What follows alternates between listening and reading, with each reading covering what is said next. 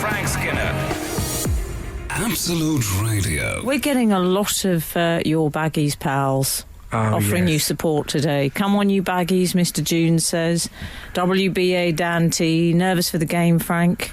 Yes, well, we're playing our local rivals at 12:30 today. Yeah. Wolverhampton Wanderers, and I'm almost at the feeling of thinking, well, we're going to go down, but I wouldn't mind beating them. Wouldn't be so bad going down.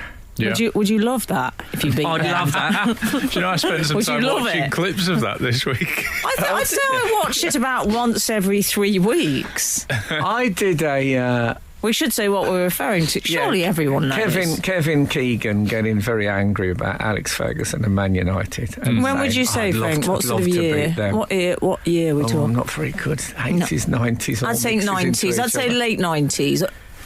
But I did a pilot for a sports panel show, which was called We'd Love to Beat Them. Oh, really? Or I'd Love to Beat Them, or whatever it was, yeah. Never got off the ground. I'll be straight with you. I love it when you talk about things that didn't get off the ground. It's like breaking the rule. Well, I remember once I went on Loose Ends on Radio 4. Oh, and Ned Sherrin? Yeah, no, post Ned Sherrin. Oh. And it's Clive Anderson. I'll just say, didn't get commissioned, got cancelled. No, but I went on there, and most of my interview was about the fact that they pulled Room 101. And I said, this is a new sort of reverse plugging that I'm pioneering. It's more, not so much plugging as mourning. Yeah. You come on and talk about a project that's gone down the toilet. I like it when you do it in interviews and then you have the PR person from your management there dying in the corner. Well, the truth is, and as we know, when people talk about their relationships, happy, loving relationships are extremely dull to hear about. But when the other person is turning up at the door at 3 o'clock in the morning with an axe, that's when you want the story and you want all of it. Yeah. And so there is a plan. I mean, let us not forget the great lost sitcom Shane 2, which was never actually broadcast. We made it, edited it, and ITV decided that it was not to be broadcast. Not suitable for broadcast. I mean, you're laughing now. There's a massive shortage of airtime at the moment. Everyone, because of COVID. I mean, they're filling the air with, anything will do. Still, Shane 2 remains in its vault. You think they're still walking past it on the shelves? I think it's one of those when you see those things in cartoons with about 12 padlocks on them and a spider. That's what the Shane 2 vault looks poor like. Shane 2. I'm sure it's very good, Frank. Had some great moments. Matthew Kelly's in it playing a homeless man. Sounds funny. Yeah, he's very good. As he said to me, he stopped me outside the toilet in Joe Allen's restaurant and said, when is Shane? I said, how did you deal with it? I said, I just haven't heard anything about it. He said, well, we all got paid. And I thought, fair enough. That's a good attitude in showbiz and one you need. It is, to put money before creativity. I wouldn't say it's an uncommon. No, true. Well, I've quoted this many times on the show. Johnny Briggs, the Coronation Street actor, said to my mother, as you may recall. Do you remember what he said, Frank? He said something like, just get the words in the right order. I'll tell you what he said. Someone was doing the sort of what's my motivation, and he said, and how do you act, and how do you prepare? And he said, you turn up, you say your lines, you get paid, you go home. Brilliant. Fair enough. I don't know if it helped him. Mike Baldwin. It's not like people said, that Dustin Hoffman, he does all this, all the method and all that. And then Johnny Briggs, every bit as good. Yeah. I never heard anybody say that. The best of Frank Skinner. Absolute Radio. So we was going to go away to a sort of country house thing. Yeah. And 10 of us... It's all a bit Blur influenced today's show. Yes, it is. It is a bit. And then there were certain restrictions introduced. Yeah. So then we were going to have 10 people at our house. Right. And then there was further restrictions. And in the end, it was just me, Kath and Boz. Christmas. Oh, really? But we'd bought a turkey for 10. Yeah. which is that's a big bird. It's a lot of turkey. It really is. Big bird. Yeah. So anyway, we thought, I would get through it. So on Christmas morning, got the turkey out. It was frozen. Yeah. I didn't know we'd bought a frozen turkey. So it'd been in the fridge for a couple of days, but still absolutely rock hard. So we looked at the thing and it says in the fridge at 4 degrees, it needs 100 hours to thaw. 100 hours. Yeah. So its dad probably, I don't know, 20 odd. So we couldn't eat it. No. Couldn't eat it on Christmas Day. It's big, massive. What if the 10 people had turned up? 100 hours. I mean, that's the length of a sort of classical war or something. That's how you mention a presidential turkey. So anyway, the only meat we had was the pigs in blankets. Ooh. So the pigs... I once went to see My Fair Lady expecting Martine McCutcheon, and she had a bit of a throat, and the understudy stepped up and was brilliant. And that's kind of what happened with the pigs in blankets. Yeah. You know, always the bridesmaid, never the bride, pigs in blankets. But when they were at the centre... They're delicious. Yeah. Right. So me and Boz had, I think it was 9 each. Good. And so essentially, did they form a tower? How did you arrange them on the plate, or were they just more like a raft? well, mine I put at strategic positions, a little bit some in one side of the cabbage. Imagine if you were staking a joint. Yeah. And this is not meat terminology; it's pun private heavy. detective. Or indeed a vampire. No Van Helsing here. No, so there was what you never knew where a pig in a blanket was going to turn up. Right. They was sort of an Easter egg treasure hunt vibe going on the Christmas Day plate. Yeah. It worked. It all turned out beautifully. And I tell you, there was an element of Where's the Turkey? Was there? I once went to see a gig called Elvis in Concert. And I don't know if you're aware of this phenomenon, but they get the singers and the musicians who played with Elvis in the 70s on his live shows. But obviously Elvis is no longer available. So he's on a big screen, Right. just singing without any musical backing, and they play it live. Mm-hmm. But they still have a microphone in the middle of the stage, which is unattended. That's depressing. Do you know? And that's what not having the turkey on the plate was like. It's the presence of absence. Oh, yeah. Yes, exactly. It is exactly that. Always an issue in life, I find. When did you eat? Did you consume the turkey? So we had it on, I think I'm glad it was you're the asking about 28th. We had it. Even though you didn't have the turkey to eat on your Christmas dinner and your pigs in blankets meal sounds nice, I do wonder if you could just hear dripping of the thawing turkey in the background, like a sort of metronome. Well, it wasn't going that fast. It was a slow thawer. Was it a slow bird? Slow thawer, as I think Alan Bennett said during the filming of one of his talking heads. But my sister-in-law bought us a meat thermometer as a gift. Yeah. Something that we'd forgotten about, and she pointed out to us. So we got that out and plunged it into the turkey on the 28th. And it was still minus 1.3 at the bone.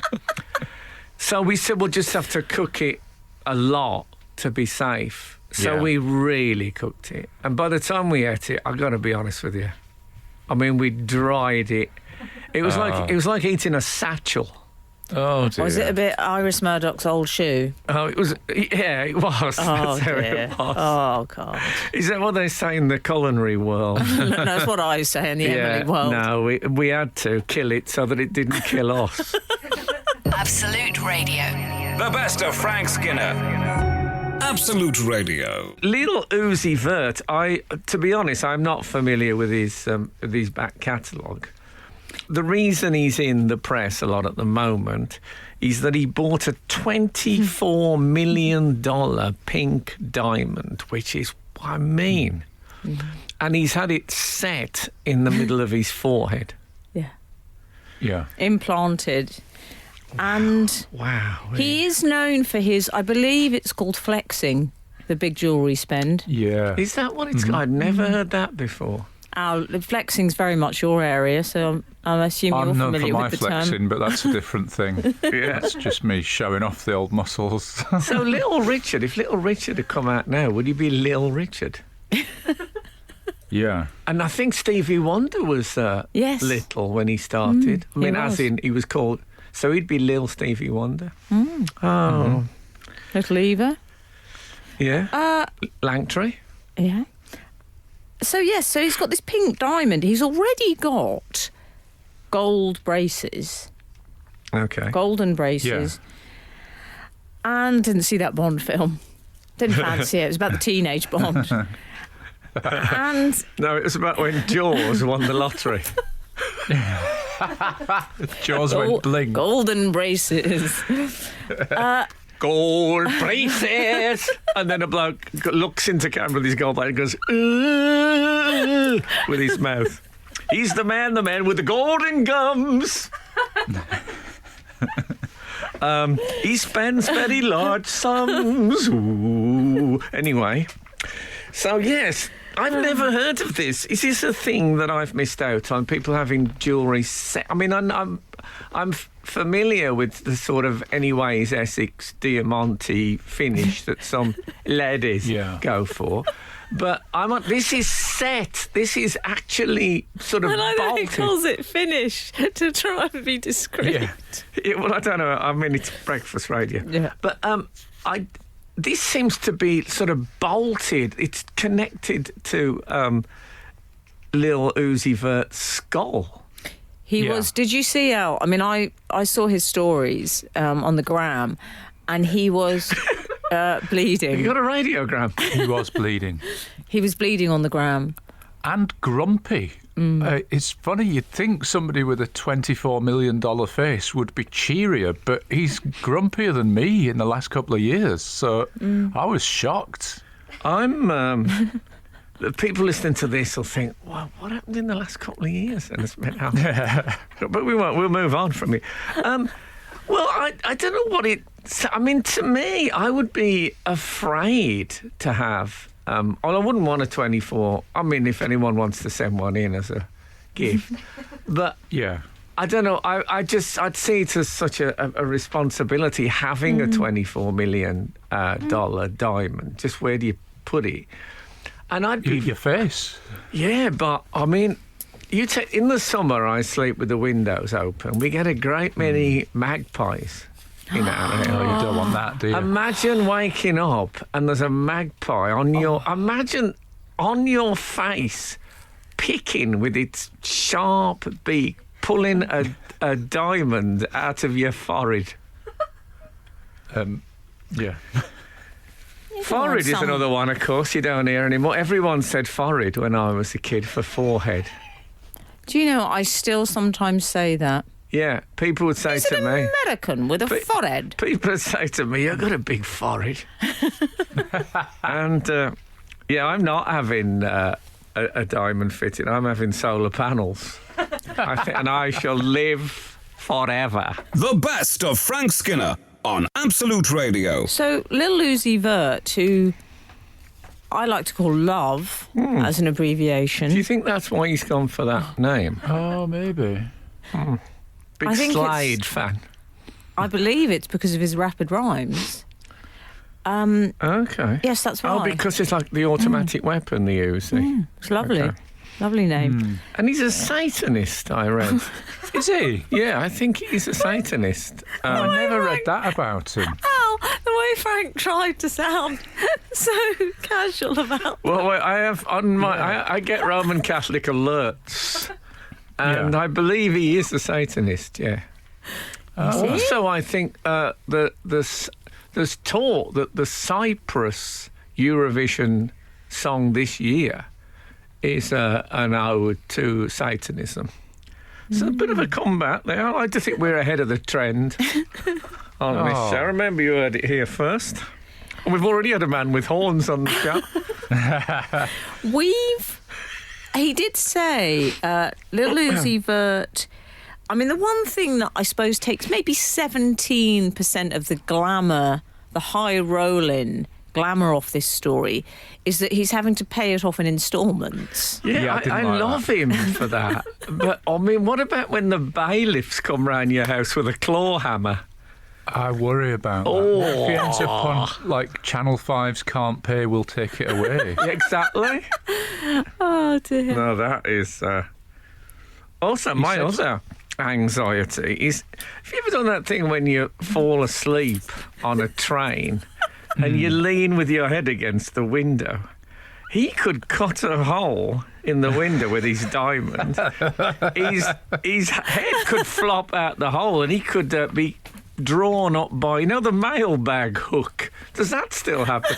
They used to just have like they used to have a hook that used to just lift up the mail as it went past. I mean, all sorts. You could be hit by a signal or anything if your head's hanging out. Let's face it, he's a travelling hazard on a train. I think there are dangers. And in fact, Frank, I would worry about Al. Say he was in your situation and was a fan of the headlamp, the bedtime headlamp. Because Al uses a reading light contraption he straps around his head. Yes. That's not going to work. I like the fact that Emily says this as if she's been there. OK, let's keep it discreet on the radio. OK, let's keep the party polite.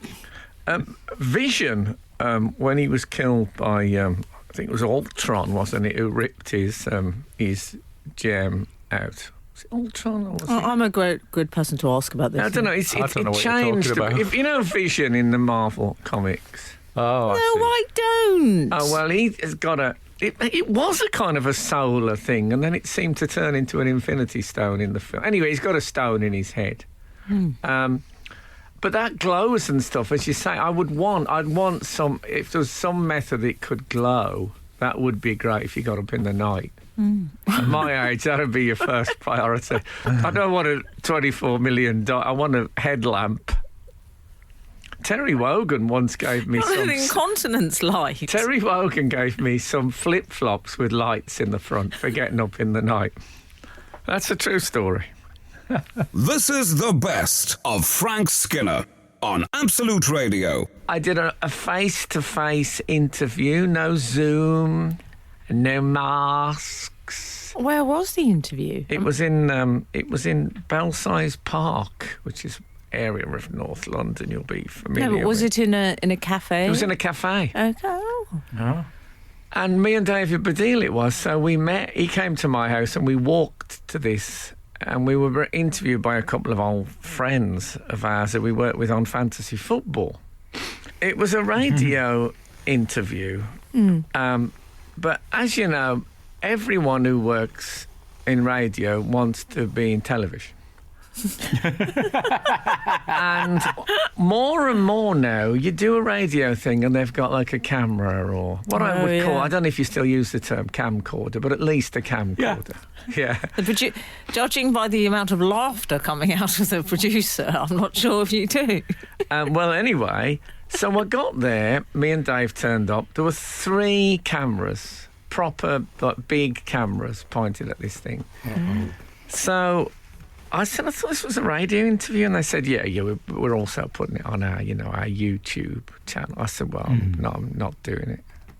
You did? Did you? It was a bit awkward. Good lad. Yes, I would say it would be awkward. Like and I said, no. Yeah, but if you've agreed to radio and then it's actually television, I didn't think that was right. It's like a media version of the bus replacement train service. Exactly. So, can I just... fill a little bit of Schadenfreude for those people. Yeah. Okay, that was lovely. And then what happened? So how did they... What did David say? Is David's quite good at smoothing things over? Oh, he was brilliant. He was saying, I don't mind it. Thanks. Solidarity, comrade. Yeah, exactly. We're all in this together. So I said, well, I do mind it, and it's not fair. I think I'm not doing it. They bought David a cup of coffee and a piece of chocolate cake, and I said that cake looks nice, and they got me a fork, so I could have some of that. I mean, I'm Team Frank. It feels like you could have turned up and they've said, "Oh, well, actually, we're going to do an essay as well." Yeah, actually, you keep changing the territory. We're hoping you can tell your story in modern interpretive dance. Here's some lycra, and you can get changed behind the bar. I don't think so. Turn you into some sort of Louis Spence figure. So one of them said, "Do you?" I said, "Coffee, Kate, lovely." And he said, "Do you want a drink?" And I said, "Well, I don't know if I'm staying." It's all a bit. Anyway, I feel sick. It's interesting because, well, never mind. No, I do mind. So the producer said, "Well, okay, we'll turn the cameras off," and I said, "Yeah, right." And she said, "We got to keep them on for the sound." And I said, "Well, can you turn them around?" She said, "Well, we'll put the lens caps on." I said, "Okay, Right. put the lens caps on." I mean, in direct contravention of what I'd learned from Raya and The Last Dragon, who said, "Trust everyone." Yeah. Even though I wasn't having it. So it went on. And Emily was just saying to me that most people, the average person, has gained 11 pounds during lockdown. I like to think I haven't changed that much. No, but again, I know it is. There is a git element to this, but I do feel that that's what's made me a git. These people have created a monster. Well, I would say, okay, I think in your favour, in defence of you, Thanks. I would say. I'm going to get to music when you get to the bot at the end of the defence of You me. know I will. You know I will. Go on. I think there's a cleanness to that level of honesty. It's unpleasant in the moment, but the elastoplaster's ripped off, and there's no doubt. We all know where we stand, which is great. But Well, before you say this, can I say, I've become quite a champion of radio, despite being snobbed by the Arias. And the British Podcast Awards, if we're going to bring that up. oh, they always snub me. But those yeah, people. I think be proud Hate of the us. fact, radio's got a lovely, rich, intimate, verbal thing going on. Be proud of that. Don't feel you got to film it and send photos of somebody holding elastic on social media in case the viewers don't know what the listeners. See, I'm calling them viewers. That's where we've gone to. They don't know what elastic is. It's like in local paper. I remember in my local paper, when I was a kid, there was a bloke leaving a company that made metal tubes. He was retiring, and they had this story. It's a clear enough story. Man retiring from company that makes metal tubes. They had a picture of him holding a carriage clock, the traditional retirement gift, in one hand, a metal tube in the other, and he's outside the factory. Were all his colleagues waving? And I thought, I got the story. You don't have to give me the visuals. So if you're in radio, be loud and proud. That's all I'm saying. The best of Frank Skinner. Absolute Radio. I want to know more about the cafe, Frank. Okay, well, look, I did the interview. The cameras were switched off. I did the interview. I absolutely gave it my best shot. I even tried to diffuse what I must admit was something of a tension.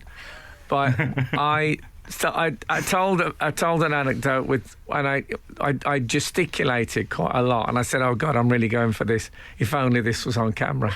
And I thought that will and Rub then their noses in it. and then someone said, "Oh yeah, hoisted by your own petard." And I thought, no, it was it. It was I left bit of it. knowing humour. Yeah, exactly. It was me acknowledging the sort of not. They might have interpreted it as what we now call trolling. Yeah. How did hoisted by your own petard land with you? Well, by then I was I was on the roll. I couldn't be bothered anymore. And also, it was that was from one of the interviewers who is an old friend of mine. I forgave him Okay. that. And then at the end of it ended, and there was very little in the way of thank you very much. Well, Dave got hogs. I think there was ticker tape for Dave. Which, in cartoons when it rains on one person, that's what the ticker tape was on. That was on Dave. Dave got all the thank yous. But, I absolutely delivered, if I say so, I shouldn't. But it was orally and not visually. That was the thing. And then a group of people gathered, several people. And I thought, why are they here? Have they sent for, like, security? Am I going to be menaced? And David Baddiel, you will know, has written a book called Jews Don't Count, which I have to say is a really excellent read. And there was a queue of people with that book, as if it was a book signing. Oh, excellent. So at the end of the day, the git lost out because I had to sit there while people queued up and didn't even... I don't think they even noticed I was there. They did, Frank. No, they did. They just said, "Oh, this is such a great book. I love this so much." Who's that old man you're with? Who's that old man saying to the crew, "Yeah, right"? Yeah, I wasn't actually. Who's that guy checking the tapes? But I promised that at the interview I did the interview, so that's it's all right. That's your story. Okay. Sticking to it. By the way, before we go to the outside world, I told you it was my son's birthday. My partner, Kath, decorated a cake for him because I think on the 9-year-old cake market, not many are asking for Alice Cooper, which is Bozzy's current fave. And so Kath did an Alice Cooper cake. It was brilliant. Just the eyes, which is enough with Alice. In fact, I might post... I actually think I will post a picture of that because it is worth seeing. But it made me think, and I thought it'd be interesting for people... There are some celebrities who you can do quite easily at a costume party. Do you know what I mean? Like Halloween or whatever it is. You couldn't do me. Where would you begin to do I don't me? know. How would you do George Clooney? How would you do, but there are some people, I think I could perhaps do Russell Brand, for example, if I haired up a bit. Yeah. And open my shirt to the waist and all that. I got long hair beads. But there aren't many. And Alice Cooper, I think, fits in that. So, Benny I Hill. don't know. That's Hill, if easy. you wore the beret and spectacles... Yeah, you're off. Benny Hill, but you couldn't do Benny Hill in a floral shirt and matching tie, 70s suit. No one would get it. It's tricky. The best of Frank Skinner. Absolute Radio. We had an email during the week that begins with an apology. Forgive me for a midweek message. I don't think we have any rule on it them. didn't wake me up. Don't apologise for... We're not like as the it's titled. Monkeys band. We don't No. live in the same house. I listened to the podcast. That's why they've sent it midweek rather than on a Saturday, I think is their point. There's a sauce called Frank's Hot Sauce, which is a chili-based sauce that I enjoy greatly. I was imagining what type of sauce it might have been if it was made by Frank Skinner. Would it be a different flavour or type? Oh, well, that's a tricky one, isn't it? I always think of that bloke. Isn't there only really one proper success story from 95 series of Dragon's Den? And that's Is this the Levi guy. Roots? And that, what was the name of his stuff? Levi Roots. Berry sauce or something like that. There's only one other success story, is the Tangle Teas man. Oh, Mr. Tangle Teas. Although, was that rejected or taken off? Is he a ladies' hairdresser from the 1960s? Yes, you've probably seen the product, Frank. Tangle Teas. Every woman in this studio will have. Yes, Sarah has one. I have one. Faye has one. Yep, I've We've got all one. You've got one. I've got no one in my hair. What house. is it? What is a Tangle Teas? It's a clever hairbrush. It's a clever plastic hairbrush. It's very hard to explain. We'll have to show you a visual image. We'll have to show you some visuals. I think that's the only way out. Can you explain? Does it tangle and tease? It detangles Oh, well, painlessly. then already it's deceptive in its title. Yeah. Yeah. I thought it tangled, as you would. It should be called untangle tease. Anyway, you were talking. Time tease, it could be called. Yeah, what was I He talking was about? rejected and went on to make Hot a fortune. sauce. Yeah, what was it called, though? It was called... it's a famous sauce. I've seen it at Lord's, not Lourdes. Reggae. Reggae sauce, exactly. So That's that, I right. think, is the big hit. Most people just are sort of humiliated and rejected on the show. Yes. That's why we love it, of course. Yeah. You know what? In the old days, it would have been a super hot ski, but I think it'd be something quite... The best sauce in the world for me is mint sauce. And I put mint sauce on all the meats. Frank, I will not be restricted to lamb. I 100% agree with you. It's- It's a yeah. wonderful sauce. It's a great sauce. And the texture, Oh. it's like God has allowed us to eat the tea leaves out the bottom of a pot, and it's nice. It's Okay. when you get the tartness. Oh, I'm worried that there are Sheep Defence League people listening to this who are furious. yeah. But I put it on all the meats. As I say, I'm a Democrat. okay. So that's what I'd have. A sort of a mince sauce, which could be... I've never seen a squeezy mince sauce. No, it's too classy. No, I that's what I'm going for. Squeezy mince sauce. Thanks, sorted. Thanks, sorted. Yeah, and it's How called you speak to your it's called PA. Making a Mint, and it's a picture of me, like as a sort of a Ronnie Rich type figure, top hat and a cigar, good. and all that's on the left. Well, I'm Like the sorry Paul- to tell you, I'm out. You know, oh. Absolute Radio. The best of Frank Skinner. Absolute Radio. I went to a crazy golf thing this week. It was called Pot Shack, right? I'm not doing an advert for it. I'm getting no money from Pot Shack. Don't panic. If my manager's listening, he often wonders if I mention a brand name, if I've got a side thing going on. Not me. I haven't. So, and Pot Shack is it was like a kids' party, but they Sorry. it's crazy golf for the 21st century is what I would say. Oh, is it? And get this. You're given a ball at the beginning, and when you put your ball on the tee puts your name on the scoreboard. It recognises your golf That ball. is clever, isn't it? There are times when the modern world really delivers. Do you know what I mean? Obviously, sometimes it does negative, but the times where you think, yes, we are living in the modern world. Like, for example, this week I saw an advert for a sort of a Trident tap. I don't think it's called that, but that's what I'm calling it. And it was 3 taps in one tap. Oh, be quiet. And one is cold water, and one's boiling water, and one is, wait for it, fizzy water. Oh, be quiet. Hold on! Imagine having that in your home. But you see, I worry about the boiling water function for the drunks.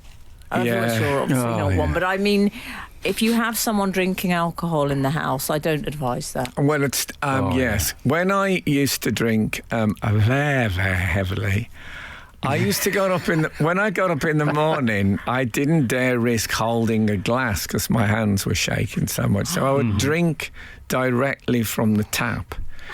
Even though my mother told me as a child never drink directly from the tap because sometimes slugs come out unexpectedly. I never saw that. Yeah, but the good thing is your dad always carried a pinch of salt in his pocket. Yeah, exactly. Presumably for that. Exactly. And also, if you feel that ill, you're not going to bother about a slug coming out. That would be devoured. Bit of protein to That's sort the your only hangover out. breakfast I'm going to have, until I open the Ricard. So, so I thought that. Anyway, that wasn't it. I was talking about and I was really impressed. I actually said, "Oh, brave new world that hath such crazy golf in it." Did the Huxley reference land? No, Oh. it didn't. I think it's actually Shakespeare. Oh, it is originally. You're absolutely right, Frank. So Shakespeare actually... You went OG on me. I like that. Shakespeare... What's OG? Original gangster. You went Tempest. Is it Tempest? Yeah, so you could say Shakespeare invented in it. Which youth of... do youth know that they're quoting Shakespeare when they say in it now? Oh, forsooth. Oh, yeah, exactly. So anyway, I was watching this crazy golf in awe. when one of the children, and I said they're young, they're 9 and 10. One of them just picked he played a bad first shot. He just picked the ball up, put it straight in the hole, and the computer congratulated him for a hole-in-one.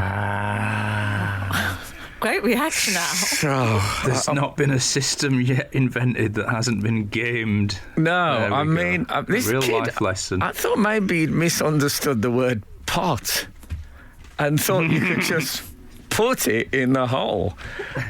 But this elaborate this arena of lights and sounds couldn't cope with a kid just dropping the ball straight into the hole. The thing is, you can't unsee that. Do you know what I mean? Once you've seen a kid do that, I was despairing. Oh, sorry about that. It's exactly the technology that Hawkeye was invented for, surely. Yeah, well, I must have told you when I went to a first floor sushi restaurant once in Bournemouth and looked out the window, and there was an overgrown crazy golf.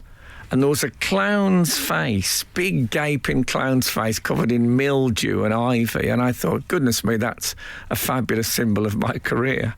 and now I find I go to crazy golf and it shows me the end of traditional morality.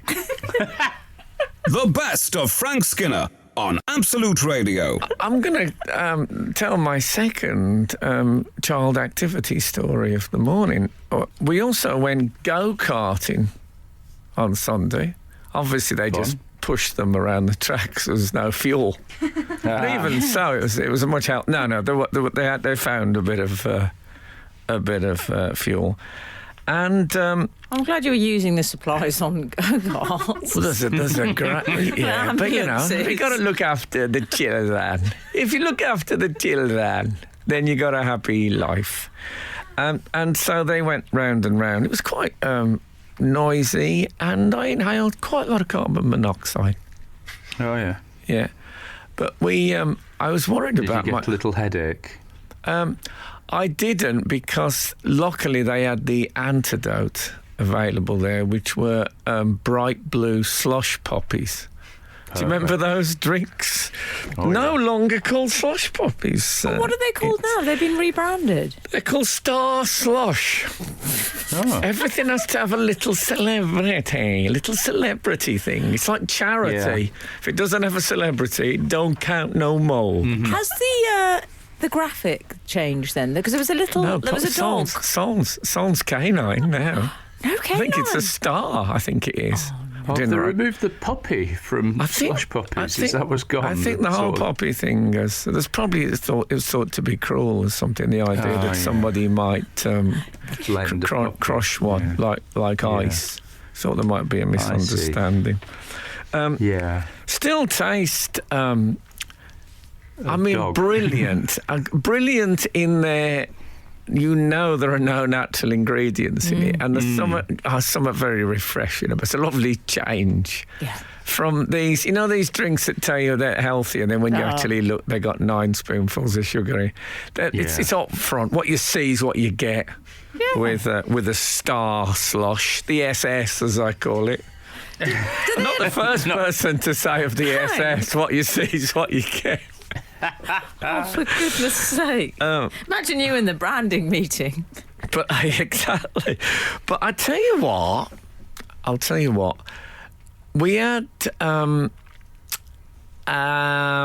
we had those cakes, cupcakes, you know what I'm talking about? Yes, I know cupcakes. I think cupcakes are the least appealing of all the cakes, because the icing is just too much. You get a cake.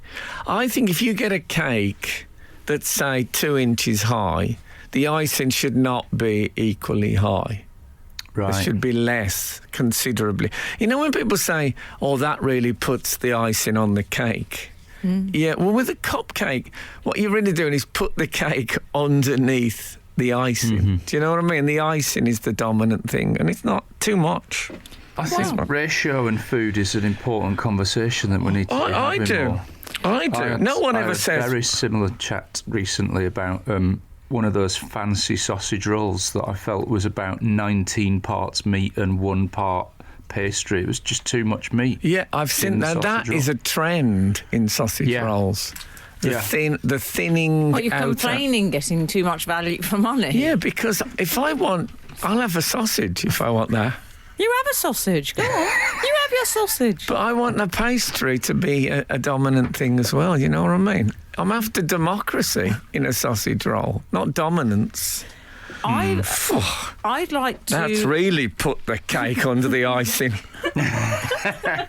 This is the best of Frank Skinner on Absolute Radio. You referred to Absolute Radio as where real philosophy matters. Mm-hmm. And John Hopkins... Hopkins? Yes. Has a tale regarding pastry ratios and a man in what he describes as an existential dilemma. Okay.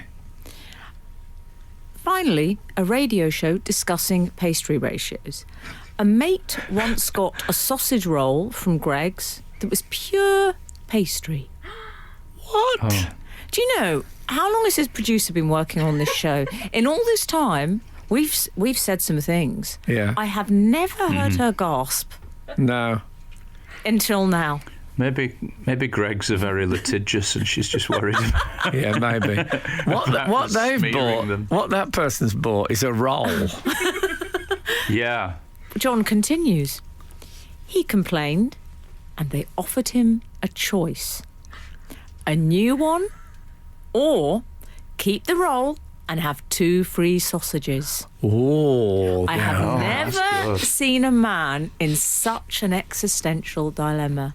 What, even Jean-Paul Sartre? I mean, that is extraordinary. Yeah, that reminds me when I took Boz to, I think it was Burger King, and the woman leaned across the counter and said to him, ice cream or toy? And I thought he was going to, cannot compute. I thought he was going to smoke coming out the ears. So what would you go for, Alan, if you were offered that choice, new one or 2 sausages to accompany the roll? Oh, God.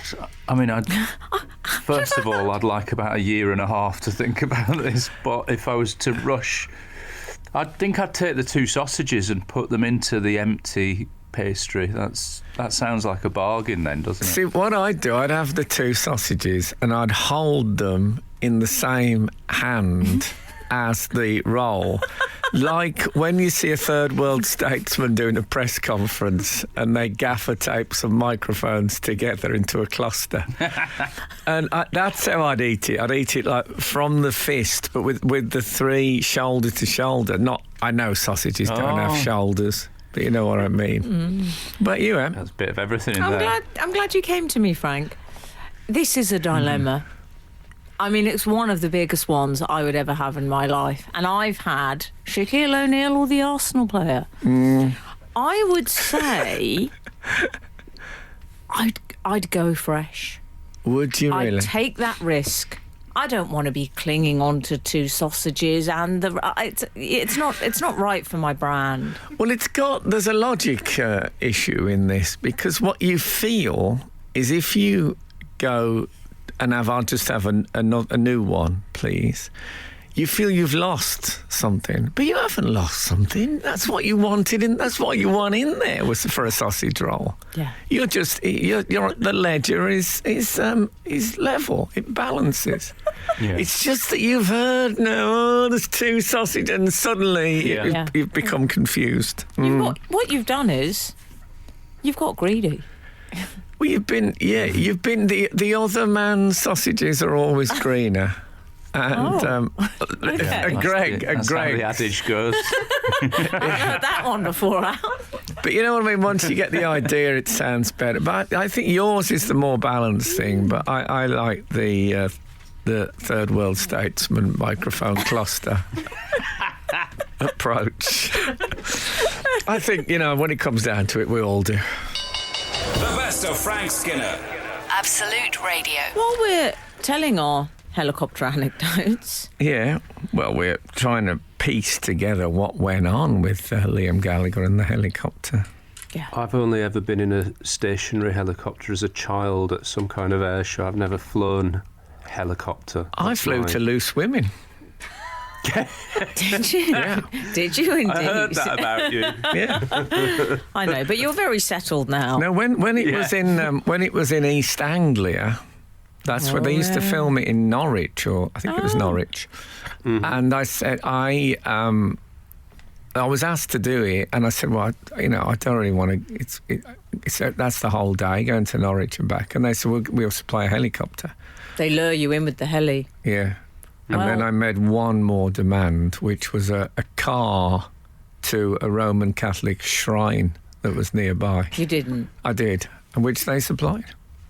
Which that was good. Extraordinary. Yeah, I don't think they got asked it that often, so they were probably all right with I it. wondered what it was going to be. I thought, was it... Good to have balance, isn't it? No, it is in a helicopter. It was these were, but I've been in a few. The scariest helicopter ride I've been in, thanks for asking, is the Manhattan helicopter that encircles the... it goes off to the Statue of Liberty and goes round and round the head, really quite close to the head. That's a perilous one, I reckon. And when you get off that, I mean, I honestly had the wobbly legs thing. I'm thinking of my other helicopter things now. When I went to Silverstone for the British Grand Prix, they helicopter you in as well. God, what life I used to lead. Now, I'm lucky if I get a off-peak bus pass to get somewhere. Last time I'd interviewed on the Zoe Ball show, I got the boss in. No car. No car available. So I'm just in case, before you start hating me. Real. If your agent will have up on your website, will drive sell. Well, yeah. No, I actually got the boss in. Yeah. Lives near major bus routes is what's on there now. Yeah, exactly. Well, I've got to know. To be fair, the over 60s travel card is ever at my side. Didn't cost me. But Adventurous Nana. I met a few on the bus. It was obviously rush. It's early morning, rush hour, Zoe Ball show. I'm there with several commuters, and they're going to their offices and stuff, and I'm on my way to be interviewed about my new stand-up tour on the Zoe Ball show. Yeah. Next, so is it the Zoe Ball? No, next stop, sir. Absolute Radio. The best of Frank Skinner. Absolute Radio. We've been talking about LG, as you were, Kiss. Yeah. I would like to draw your attention to another showbiz incident / near tragedy that was avoided. Feat Nicole Richie. Oh, yes. She posted a picture or a video, it was, up on her Instagram account of her celebrating her 40th birthday and blowing out the candles on her cake. I don't know if either of you caught this. I did, yeah. Mm-hmm. I mean, her hair certainly did. She's leaning. We'll do the footballer's tense. Yeah. She's leaned in. She's leaned in. She's looked over the cake. Suddenly. But it was that moment that you get on the video of her sort of, blowing the candles out. Ha ha! It's my birthday, and then the realisation that her hair's on fire. The scream. Yeah. Happily, she has not been hurt, but it was. I'll tell you something I noticed. It's a rubbish cake for Nicole. It was awful. I'll tell you what, it was like it had been done at Snappy Snap. It wasn't like iced or anyway. It just had like a picture that had been somehow sort of, I don't know how they do it, but like it'd been colour photocopied onto the icing. Yeah. Come on, it's Nicole Richie, got a few bob. Was it Olaf, it looked like? It looked promotional. Mm-hmm. Olaf is from Frozen. Oh, okay. Yeah. No, it was her as a child. Was it? Yeah. Oh, I'm sorry, I thought it was Olaf. It was. I bet you the person that got the cake done got a couple of key rings, and a mouse mat with the same picture. Maybe a nice T-shirt that rips on first wear. Yeah, but it was. I thought that was. I really expected it overnight. So she's on fire, and I'm thinking that's a very poor cake. Yeah. Al, you can always tell because you're absolutely right, Frank. The icing looks impenetrable, doesn't it, on those cheap cakes? Yes. Well, I don't know. I just thought, maybe the name Richie is putting the idea of rich into my mind, but she must have money. Oh, Yeah, I think so. Yeah, Yeah, you I can't. was quite. I felt respect Amanda that she was publicly celebrating turning 40. I don't see that as being something that sort of a beautiful celeb might do. No, I Like, respect sort of- her. I respect Yeah, her I for respected that. I just Fair thank play. God she wasn't hurt, because you don't want to be. You don't want the last thing on earth that you see is a Snappy Snaps cake. Also, you don't want the last thing you hear to be happy birthday, because, I mean, personally, I find that tune quite haunting at the best of times. But, Yeah. but also, yeah, there's just something, I don't like it. I don't like the idea of everyone gathered round. That's literally the last thing you hear. No, maybe. Well, anyway, it didn't. That didn't happen. She's all right. She's fine. And It says that her husband also saw the funny side. He used Richie's close friend Paris Hilton's catchphrase when he commented, "That's hot," Yeah. by which I think he meant her head that was on fire. What I I didn't thought. know that was a catchphrase, but it's a funny thing if Paris he did Hilton it. always Well, said no, it. there are two things about this. First of all, Paris Hilton has a catchphrase. Yeah, I didn't know that. That's something other than, can we do your room, please? Or would you like your blanket turning back? And here's a Not bit of chocolate. disturb. But she's got a catchphrase, and also it's that's hot. I mean, couldn't she use writers to come up with something? Here's your catchphrase, Paris. That's hot. Oh, that's brilliant. I look forward to using that. Okay, that's my Paris Hilton impression. What do you think? It's good. Yes, I think it's okay. The taps are so complicated. Why do you turn the shower into the tap water? Why does it look like Dr. Octopus? The bath sequence. It's too complicated, Dad. Get a simple one. Get a mixer tap. Just like her. I think you'll agree. This is the best of Frank Skinner on Absolute Radio. Oh, I've got a question actually for you two. Oh, yeah. Especially, yeah, I don't know if you think of, you think of yourself as being with it, don't you? You're very with it. Yeah. Are you with it, Al, would you say? No, I'd like to rule myself out of any with it chat. Okay. But let's have a go. What I was going to ask is this. You'll remember a few weeks ago my gardener told me precisely when the garden office craze began. That was in 2012. 2012, I believe, yeah. When did the term second hand get replaced by previously loved? I've noticed it about quite a bit now. Yeah. Yeah. Previously loved clothing I saw on a shop Yeah. thing. Yes, and it even gets abbreviated at pre-loved. It's Pre-loved the- I don't like the sound of at all. No. No, that sounds very clinical. And also, I'm Yes, what I've they had call a our truth dog. I've had seeker. our dog pre-loved. Best to get it. And, Sorry, Al, carry on. If we're being brutally honest, some things that end up on those auction sites, they're not previously loved. Like I've sold a jumper because it's really itchy or something like that. Previously It loathed. could actually, yeah, exactly. Despised. It's not a good seller though, is it, to say previously loathed? That's going to get people suspicious about it. Do they use it on dating sites? Previously loved. Oh, previously loathed, definitely. Yeah. I'd use that on a dating I think site. most of us have been previously loved and previously loathed. Oh, haven't we? Yeah. Which the most do you think you've been? Be totally honest. Loved. Oh, that's Okay. so nice, Frank. I'm not saying I haven't had my loathing, but that's always the end bit. Yeah. And it's hard to keep up loathing for a long period of time, I think. It's quite hard work. It is, Agreed. isn't it? Because you remember snacks and stuff. Like you're right in the middle of it, and then you go, "Oh, I could have some malt loaf or a yogurt." And Yeah, then I don't boom, you're back to actually normal. never think I could have some malt loaf. Don't you? Is that a thing Oh, you I'm a do? fan. Sorreen. I like it. Do you go Yeah, I like it. sorreen? I like it a lot. Yeah. Sorry. With that sort of very stylised pictures of grain on the thing. Also, Serene, have you ever considered branching out?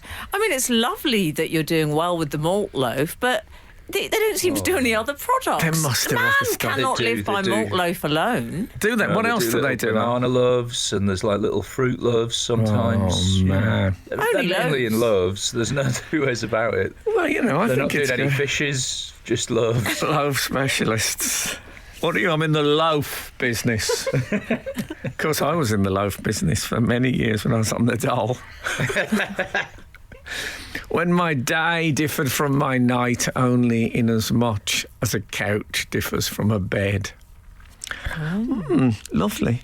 On the other thing of dates of social phenomenon begin, when did the garden centre become a vibrant hub of the local community? It used to be a place, you know.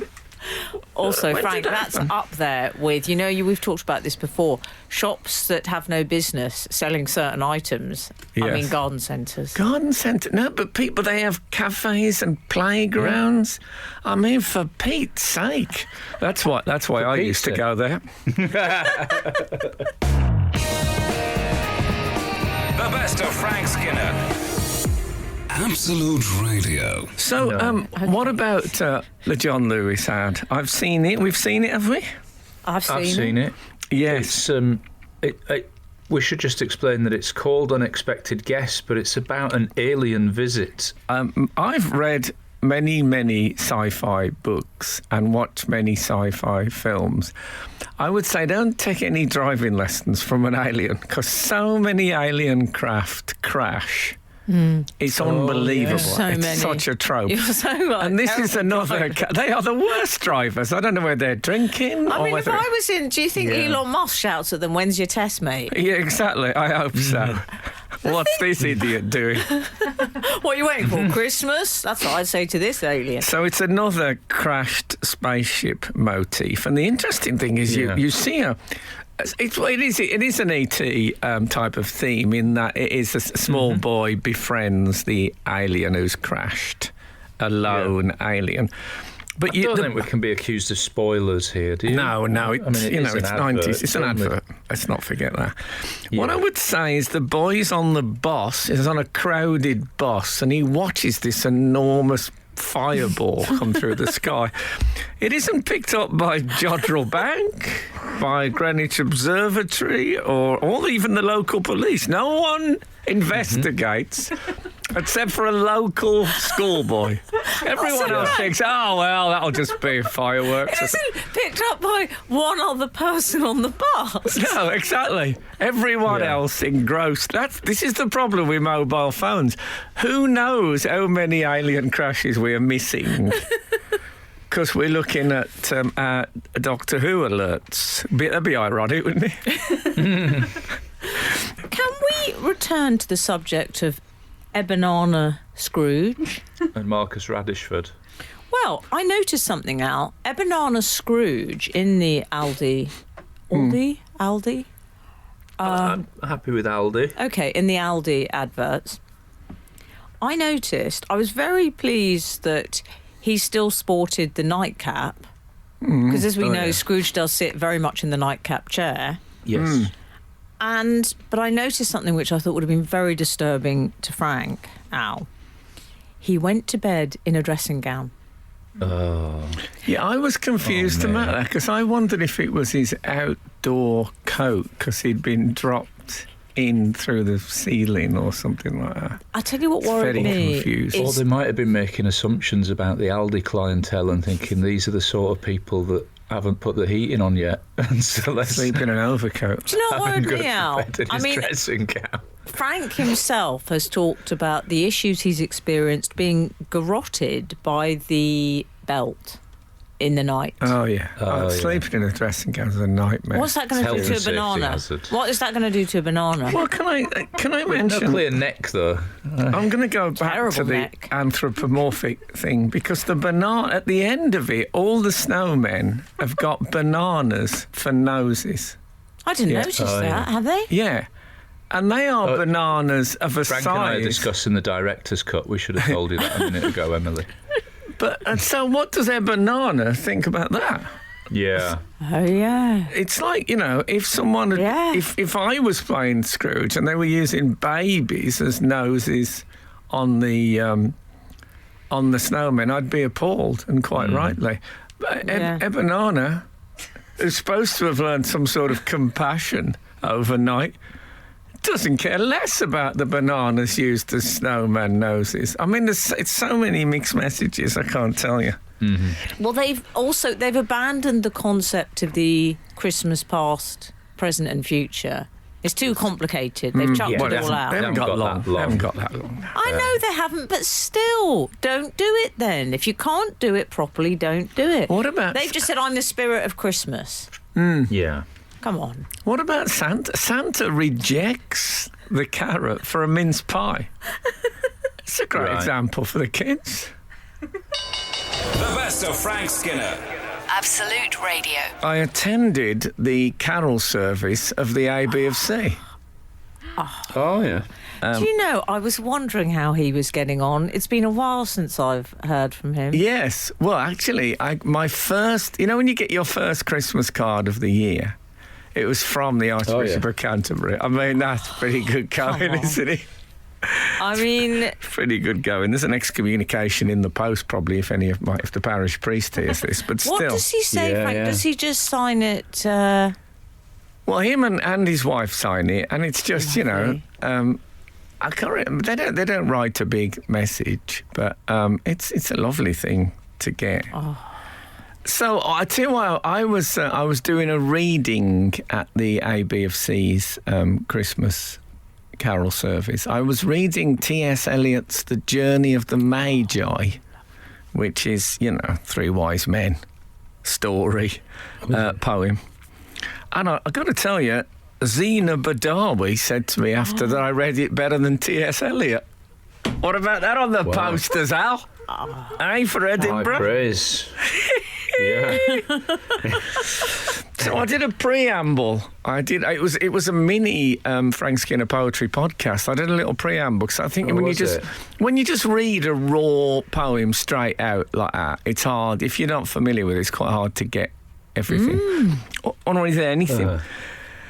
And I did. There was two. I started off. I'll tell you what, I'm just going to say what I said, and I thought there was a bit of...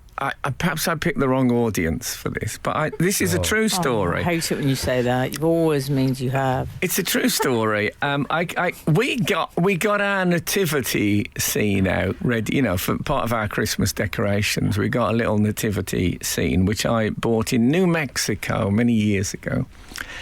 And the baby Jesus has gone missing. We can't find the baby Jesus, which is obviously quite a big omission from a nativity. It's pretty crucial. It's like those Elvis the concert things when all the backing musicians are there from the original Memphis shows, but, there's just a gap in the middle of the stage. So I came down.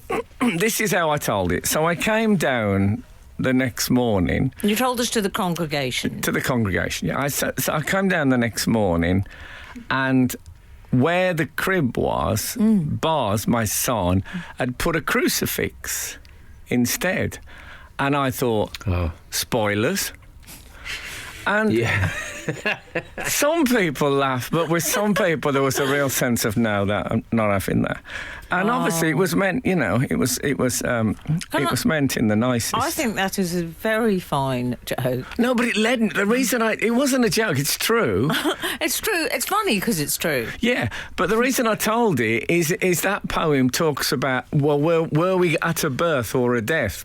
And it's the three wise men talking about this baby being born to, what happens to him after and all that. So it sort of led me into the, come on. I thought this was a good joke that got nothing. And it was one of these, you must have done this, Al, when you do a joke and then you actually say, I thought that would have gone better. Oh, yeah. Yeah, but Frank, that's all you do. Is say, I can't believe people didn't laugh at my But listen jokes. to this. I said, there's three wise men, they're moaning about what a really tough journey and how difficult it was. Oh, they do that. They really moan in the poem.